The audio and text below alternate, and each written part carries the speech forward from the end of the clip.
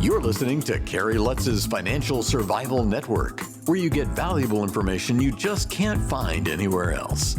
To thrive in today's trying times, you need the Financial Survival Network, now more than ever. Go to financialsurvivalnetwork.com and get your free newsletter and gift. Financial Survival Network, now more than ever. Welcome. You are listening to the Financial Survival Network. I'm Kerry Lutz. Well, Understandable Economics, a new book available wherever fine books used to be sold and where some of them still are. And author is Howard Yaruss. And Howard, you're attorney, author, business person, and currently a professor at NYU.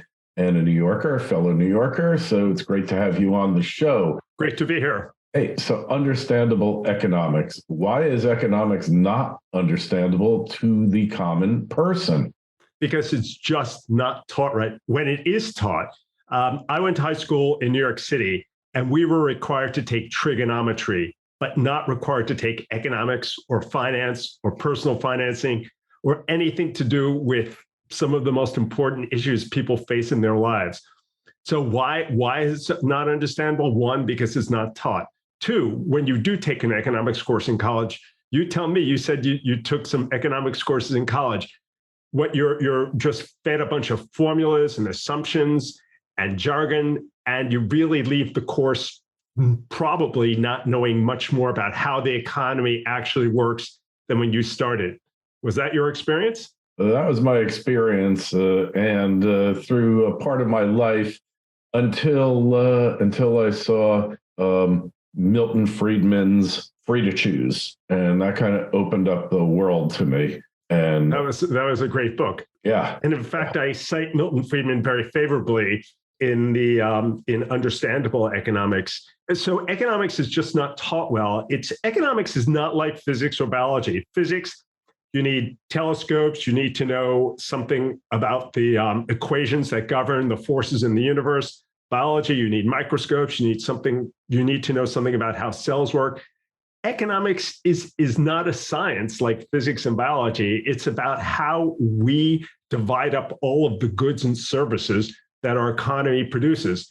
It's about human interactions. It's about values.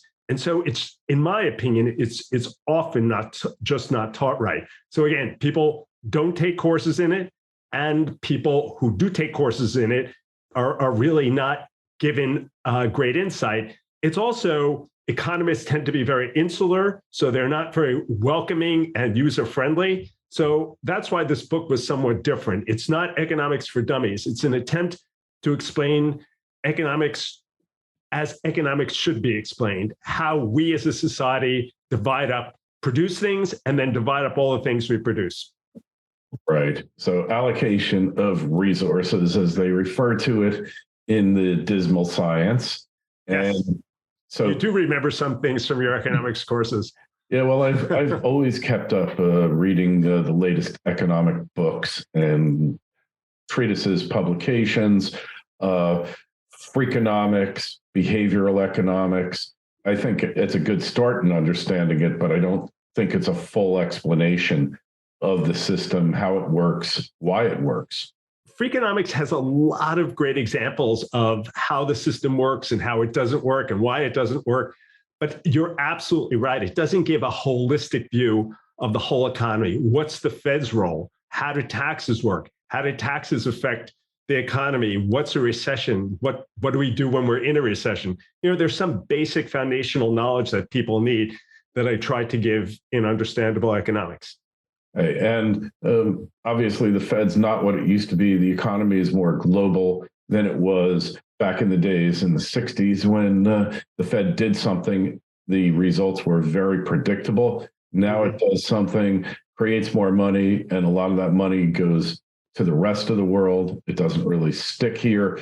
A lot has changed during the past 40 years, but people's motivations, I'm going to go back to Ludwig von Mises' human action, that people are basically looking for information, whether you know it or not. And the best information often is the price of a good or a service as it's sold in the free market. So you make comments about free markets here. Are free markets the best way to go? Have they proven themselves throughout history or modern history that when we have free markets, things seem to work better? Or are we better off having the government figure out who gets what, pick winners and losers, and then you just play basically curry favor with the government to create personal wealth? That's exactly the most important question. And I think in Understandable Economics, I make the point that it's a spectrum. It's not free markets versus controlled markets or a dictatorship. Every nation, from the United States to Singapore, every nation has some government control. They control the requirements regarding pollution. There are requirements regarding how you treat employees. And also every nation has some level of free markets. North Korea has some level of independent free markets. China, which calls itself communist, arguably has almost as many free markets as a lot of Western nations. So the question is, how much government control do you want? And free markets have created wealth that's unprecedented in human history. That's what's enabled, since the late 1700s, early 1800s, people to no longer be food insecure. Before that time, I discussed this in the book, most people were food insecure. And now in the Western world, the vast majority of people do not have to worry where their next meal is coming from. So free markets have been enormously helpful to people. That said, it's like a highway. Highways are very good at transporting people fast over relatively long distances. But if you didn't have rules, they wouldn't work. If you just got to choose which side of the highway you drove on, if you got to drive drunk, if the 10-year-old decided to take a car, the highways wouldn't work. Highways are great, free markets are great. You just need some reasonable rules to make sure they operate properly. Right. So the government's function, right now, the government is 40 some odd, maybe more % of the economy. And basically, you got people throughout government figuring out who gets what half the time. And certain markets like medical, like healthcare, it's even higher than that. So the government's function should it be a referee, a neutral referee that just sees that those rules? So, you don't want somebody going down the highway 115 miles an hour, rush hour traffic.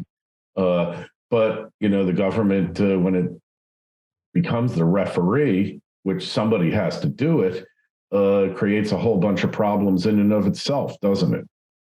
Yes. I think it was Thomas Jefferson who said the government that governs least governs best.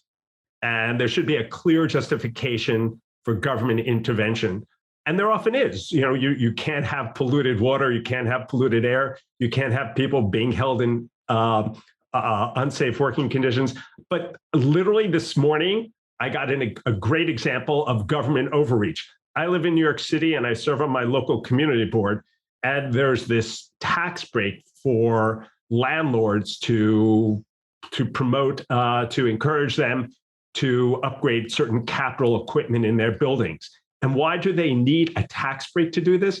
Because the government has regulated the rents. So their income is diminished because of regulation. And now the government has to intervene to shore up that income because of that regulation. The whole thing is just so complicated. And it's not a situation that is good for tenants, or it's good for landlords, and certainly not good for New York City taxpayers. So that's a good example of government overreach. The bottom line here is that clearly the government needs to be involved in the market. But when they overreach, they create a negative view of all government action. And so the government has to be very careful to make sure people are on board with their very important role when it's needed and to back off when it's not needed. Yeah, well, in modern America and the world, we often find really that the cure really is the disease. Whether it's the Federal Reserve, whether it's New York City with rent control, or a host of other things. Did we function better when we were really more free market oriented, less government intervention, like say before World War I? A lot of our growth came after the government, assumed this role for itself. So you got to really question that. Well, again, I don't think it's binary government intervention or not government intervention. Under Eisenhower, the United States was growing much more significantly than it's growing now. Its economy was growing. Do you know what the top marginal tax rate under Republican Dwight Eisenhower was? 93%. It was 91%. So that's a level of government involvement in the economy that is, Obama was called a socialist for proposing a 39% marginal tax rate. So where does that leave Eisenhower? Somewhere left of Lenin in a way. But the point is that good government intervention, there are educational programs that return, I talk about them in the book, like have a 13% ROI, return on investment. Those are great government investments, highways, transit. It's New York City couldn't exist without the subway system, and I think there's underinvestment in the subway system. On the other hand, there's a lot of waste going on. And what's the answer to having good government? We all can agree that good government spending is good, bad government spending is bad. How do you just prevent the latter and promote the former? And I think the conclusion of the book is that people have to get involved. People have to understand what's going on in the economy. And I hope my book contributes to that and promote politicians and policies that are geared to good spending and geared to cutting back on spending that's not good. Okay, so let's look at an issue modern America and the world for that matter, certainly the Western, even it's really global. EVs, electric vehicles. Okay, when we go back to the turn of the beginning of the 20th century, we had brown power, right? We had horses. New York was really uninhabitable, disease running rampant. The internal combustion engine, automobiles, ICE engine automobiles, they become dominant, and a lot of improvement takes place, but it creates a lot of other problems with it. But point is, the market took care of that with the government's maybe aiding and abetting it in terms of building highways, because private highways, as a practical matter, widespread, just not practical. It hasn't happened in any country in the world that I know. Also, the government has to maintain the street lights. That's just not practical to have a private company. It's a public good. Yeah, it's a public good. So is there a benefit to the government deciding now that we need EVs and basically penalizing all other players, putting their thumb on the scale, effectively picking winners and losers? Or is that something that we would be better off leaving to the market? Don't just survive, thrive. The Financial Survival Network. Fury Gold Mines is a Canada-focused exploration and development company committed to aggressively growing its scalable, high-grade gold assets with major drill campaigns planned across its 3.5 million-ounce portfolio. Fury is led by a management team of proven explorers and developers with a track record of success in advancing and financing project development. Fury Gold Mines is well-positioned to create value for investors with low-risk development growth and the potential for a new major discovery. Fury Gold Mines trades on the TSX and NYSE American under the ticker FURY. To learn more, go to furygoldmines.com. That's furygoldmines.com. This is the Financial Survival Network, the information you need to thrive now more than ever. Well, there's always progress, and I think ultimately, if mankind survives, we'll probably find a couple of 100 years from now, we're all on solar energy. It's an extraordinary amount of energy up there that can be harnessed. And so there's an advance of progress, and I don't see anything wrong with the government helping to subsidize that progress if there aren't funds available for it. And I just don't know enough. As as to whether funds are sufficiently available for these alternative technologies. My suspicion is yes, those funds exist. And so the government should, again, this is not, if the market's not working, the government should get involved. But if it seems to be working, which it does seem to be in this case, the government probably should step back. Right. So maybe EVs, similar, if we draw an analogy to highways being built, especially during Eisenhower, many out there don't even know that the interstate highway system has been renamed the Eisenhower Interstate Highway System. His vision, all right, not just in the United States, but for instance, in China, they wholly adopted our model of the interstate highway. The only thing they did was make the right lane for trucks wider, but the signs, the colors, everything, they adopted it because they studied it and said, this is the best example. Maybe the government should be looking at the grid and electrical generation and saying that's the highway of the future for these EVs that we think are beneficial to the country. Now, look, it's not even a question of pollution because today's internal combustion engine driven vehicle puts out like 1/100th of the pollution it did when you and I grew up, Howard. Right. And it's only getting better. Yeah. And I remember driving in from New Jersey, grew up in New Jersey, and at the Lincoln Tunnel, this huge viaduct they call the Big Horseshoe, you'd look out into the horizon and you'd see a yellow cloud of sulfur dioxide, from all the coal burning plants. So certainly it's beneficial to get rid of, dirty burning fuels, or at least burn them in a way that is less destructive to the environment. But you can't just dictate a transition because the market isn't ready for it yet.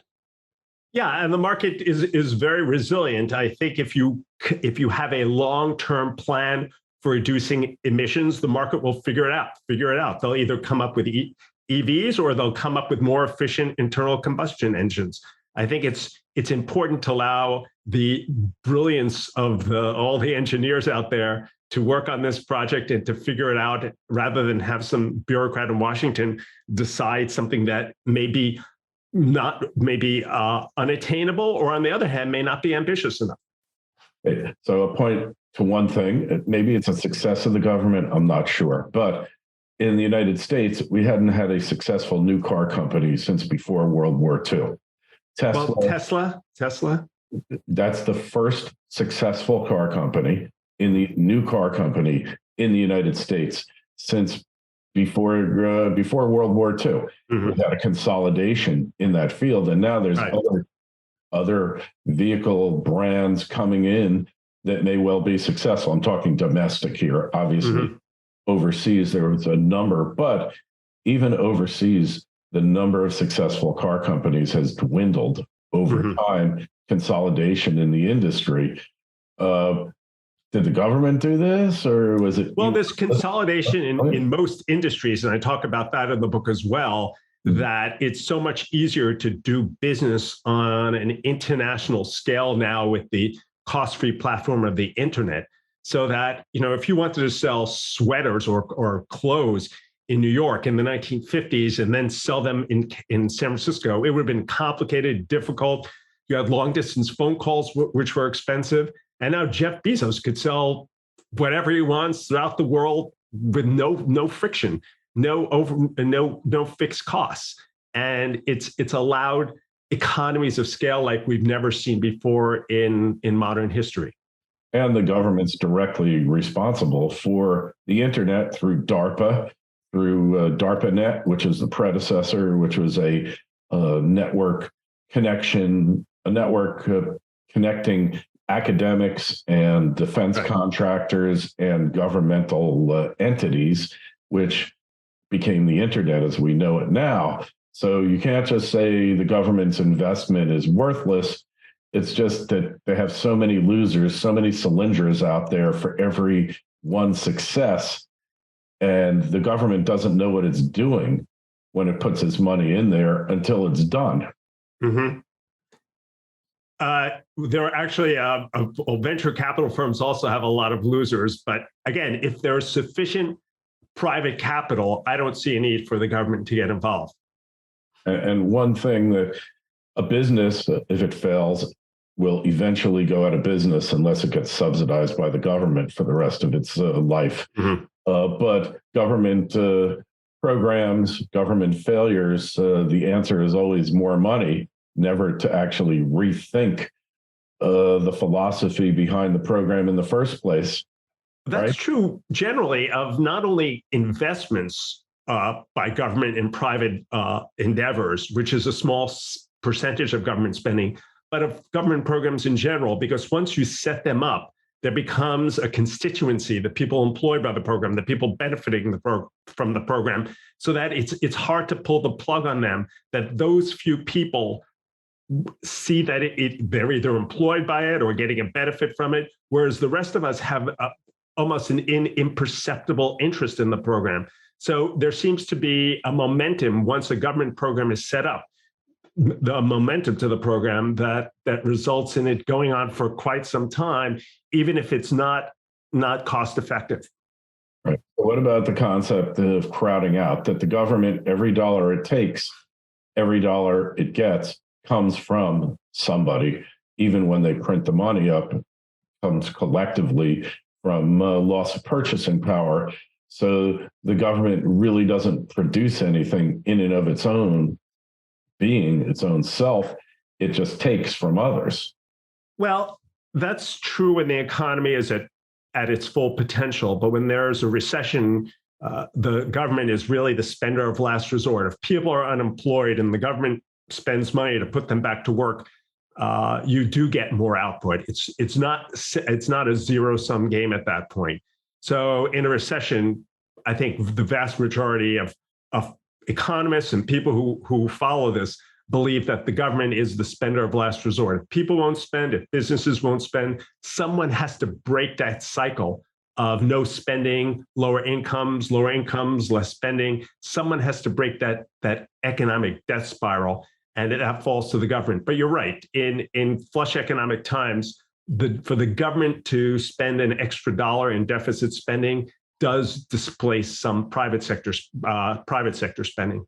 And there theoretically, at least, is a limit to how much debt the government can take on, right? Well, in the book, I try not to deal too much with theory. I try to deal with the real world. Japan has twice as much debt compared to its GDP as America, and it seems to be doing quite well, literally twice as much.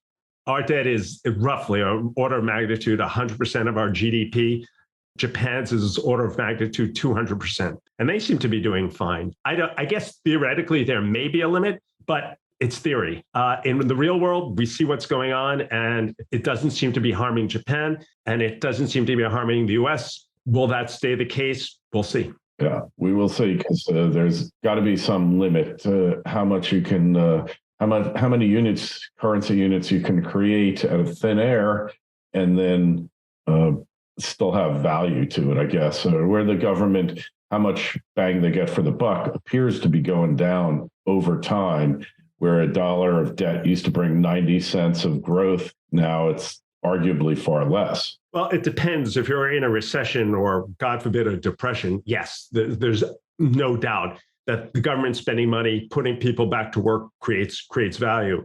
Otherwise, it's debatable. And it depends on the government program. Some are completely wasteful, and some, like some educational programs that have been studied even during good times, bring a good return. So I talk in Understandable Economics about people who are for regulation, against regulation. I think that's a false debate. I think the debate should be about whether a certain regulation is necessary and good, or regulation is unnecessary and bad. Does it just add expense and bureaucracy, in which case it's obviously bad?